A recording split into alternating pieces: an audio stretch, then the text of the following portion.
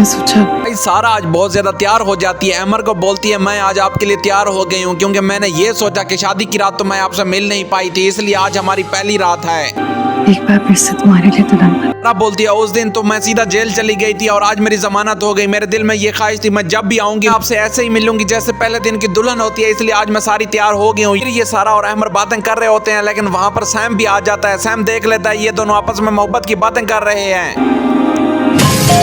Sam देखता है ये तो वही सारा है जिसने मेरे भाई की जिंदगी तबाह कर दी थी, अब ये यहाँ पर क्यों खुश हो रही है जहाँ पर सारा और अमर आपस में मोहब्बत की बातें कर रहे होते हैं। सैम दीवार फलांकर उनके घर में घुसाता है और देखता है ये तो आपस में मोहब्बत कर रहे हैं। सैम जोर से पत्थर उठाता है और उनकी खिड़की का शीशा तोड़ देता है।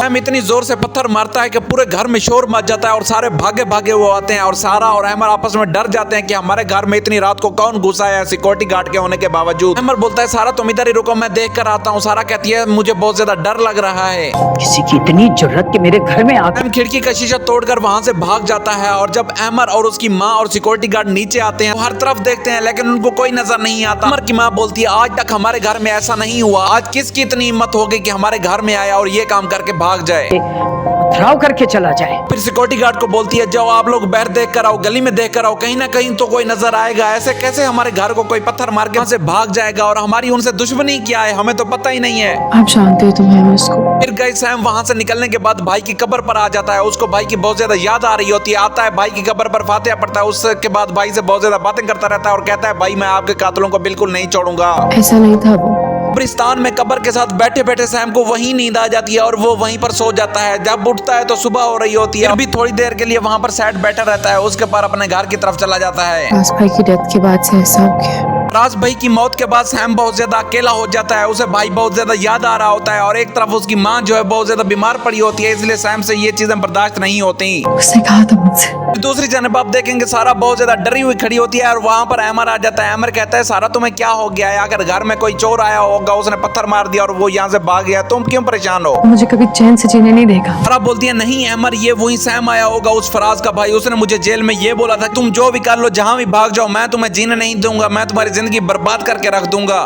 आपको तो पता है ना। फिर शाम को सैम अपने घर में वापस आ जाता है और आकर देखता है उसकी माँ अभी भी बेचारी बीमार पड़ी होती है और वहाँ पर मिशाल उसका ख्याल रख रही होती है। वो लड़की सारा बेकसूर। जो समिया है उसकी इन्वेस्टिगेशन बिल्कुल नहीं रुकती, वो बार बार कहीं ना कहीं हर जगह से ये पता करती रहती है कि फराज का कोई ना कोई सबूत मेरे हाथ लग जाए। बहुत सारे मुलजिमों से ये पूछती है कि आप इस लड़की को जानते हो, बहुत सारे लोग ये कहते हैं कि हम इसे जानते ही नहीं है, हमें उसकी मदद करनी चाहिए। दूसरी जानब आप देखेंगे शरदाद की जो माँ होती है उसको अपनी बेटी का बहुत ज्यादा दुख होता है, वो बहुत ज्यादा परेशान बैठी होती है। वहाँ पर गाँव की एक औरत आती है और कहती है पूरे इलाके में नाम फैला हुआ है, आखिर आपकी बेटी का क्या कसूर था जो वो मर गई है। और इसको ये भी बोलती है अपनी बेटी के हक के लिए कुछ तो बोलो, अगर तुम लोगों ने मारा है मैं तो कुछ ना कुछ बातें सुन रही हूँ कि तुम लोगों ने खुद ही उसको मारा है। तो आगे से शरदाद की माँ बोलती है तुम्हें गलत फहमी हुई है, हम अपनी बेटी को भला क्यों मारेंगे, लोग गलत बातें कर रहे हैं। तो फिर किसने बोला मेरे लिए इतना परेशान होने? सैम का जो बिहेवियर होता है दिन ब दिन बिगड़ता जा रहा होता है। मिशाल उसे कहती है सैम आखिर हमें भी परेशानी है, हमसे तो सही तरीके से बात किया करो। सैम बोलता है तुम्हें कितनी बार बोला है मेरे सामने मत आया करो, मैंने तुम्हें पहले भी बोला है जब तक मैं अपने भाई का बदला नहीं लूंगा तब तक तुमसे कोई मोहब्बत और शादी नहीं करूंगा। सैम की इस डांट के बाद मिशाल बेचारी रोने वाली हो जाती है। जा घर जा अपने। मैं बोलता है यहाँ पर मैं हूँ, अपनी माँ का ख्याल रख सकता हूँ, तुम्हें किसी ने नहीं बोला मेरे घर में आया करो, अपने घर में जाओ और वापस ना आना मेरे घर में। मैं मिशाल पर बहुत ज्यादा गुस्सा कर रहा होता है, मिशाल बेचारी बहुत ज्यादा मजबूर होती है, दिमाग खराब हो चुका है। मैं मिशाल से बोलता है मैं तब तक तुमसे शादी नहीं करूंगा जब भाई का बदला नहीं लूंगा, क्योंकि अब मेरा बहुत ज्यादा दिमाग खराब हो चुका है, मुझे माँ ने भी कह दिया है कि भाई का बदला जरूर लेना। फर्ज करो। नेक्स्ट आप देखेंगे अमर बहुत ज्यादा परेशान बैठा होता है, वहाँ पर सारा आती है। सारा कहती है अमर मुझे यही लगता है कि वो लड़का मेरे पीछे जरूर आएगा और ऐसा ना हो कि अदालत मुझे छोड़े ही नहीं, तो मैं फिर क्या करूंगी अगर उन्होंने कोर्ट में ये बात साबित कर दी। अमर बोलता है सारा तुम क्यों परेशान होती हो, मैं हूं ना तुम्हारे साथ, मैं तुम्हें छोड़कर तो नहीं जा रहा, तुम इसलिए हौसला रखो, मैं तुम्हारे हमेशा काम आऊंगा और तुम्हारे साथ हमेशा खड़ा हूँ। तो क्या होगा? फिर अमर अपनी माँ के साथ बैठा होता है, उसकी माँ किताब पढ़ रही होती है। उसकी माँ कहती है जब से ये लड़की हमारे घर में आई है तब से नहुस्तें फैलना शुरू हो गई हैं। बड़े साहब ने बुलवाया, लेकिन यहाँ पर अमर ने सारा को वादा दिया होता है कि मैं कुछ ना कुछ करूंगा, मैं उस लड़के को जल्द अज जल्द जेल में पकड़वाऊंगा। अमर का एक बहुत बड़ा पुलिस वाला जाने वाला होता है, अमर सैम का हवाला देता है और उसको पकड़वा लेता है। किस सिलसिले में? अरे किसी नई फिल्म में। सैम अपने घर में ही खड़ा होता है और उसका दरवाजा नॉक होता है। सैम जैसे ही दरवाजा खोलने जाता है वहाँ पर सारे पुलिस वाले आ जाते हैं। सैम को बोलते हैं हम तुम्हें अरेस्ट करने आए हैं। सैम कहता है किस जुर्म में? वो सारा कुछ बता देते हैं कि तुम इनके घर में गए थे और वहाँ पर उनको पत्थर मारे थे।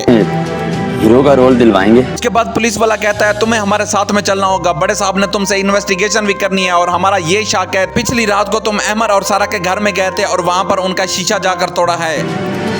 कुछ बस फिर ये लोग सैम को पकड़कर पुलिस स्टेशन में लेकर जाते हैं और वहां पर जैसे ही बड़ा अफसर आता है सैम के ऊपर डंडा रखकर ये बोलता है शक्ल से तो बड़े शरीफ हो लेकिन मैंने तुम्हारे कारनामे बड़े सुने हुए हैं, ज्यादा ही जबान चढ़ती है। बड़ा अफसर सैम की इन्वेस्टिगेशन कर रहा होता है और उसे बातें सुना रहा होता है। सुमैया भी वहां पर सुन रही होती है। सुमैया मजबूर होती है, वो कुछ भी नहीं कह सकती होती क्योंकि ये जो होता है सैम से इन्वेस्टिगेशन लेने वाला ये बड़ा अफसर होता है।